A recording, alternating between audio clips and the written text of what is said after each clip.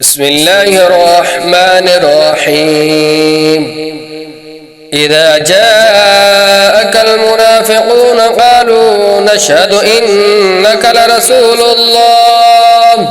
والله يعلم إنك لرسوله والله يشهد إن المنافقين لكاذبون اتخذوا أيمانهم جنة فصدوا عن سبيل الله إنهم ساء ما كانوا يعملون ذلك بأنهم آمنوا ثم كفروا فتبع على قلوبهم فهم لا يفقهون وإذا رأيتهم تعجبك أجسامهم وإن يقولوا تسمع لقولهم كأنهم خشب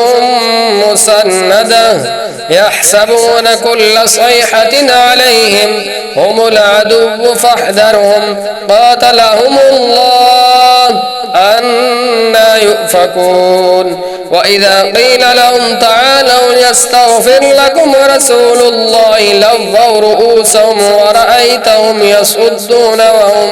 مستكبرون سواء عليهم أستغفرت لهم أم لم تستغفر لهم لن يغفر الله لهم إن الله لا يهدي القوم الفاسقين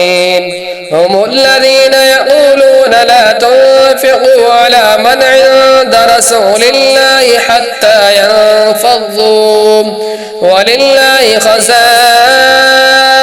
السماوات والأرض ولكن المنافقين لا يفقهون يقولون لئن رجعنا إلى المدينة ليخرجن الأعز منها الأذل ولله العزة ولرسوله وللمؤمنين ولكن المنافقين لا يعلمون يا أيها الذين آمنوا لا تلهكم أموالكم ولا أولادكم عن ذكر الله ومن يفعل ذلك فأولئك هم الخاسرون وأنفقوا مما رزقناكم من قبل أن يأتي أحدكم الموت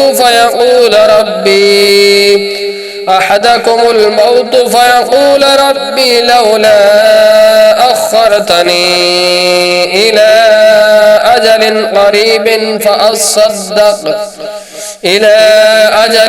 قريب فأصدق وأكن من الصالحين ولن يؤخر الله نفسا إذا جاء أجلها والله خبير بما تعملون.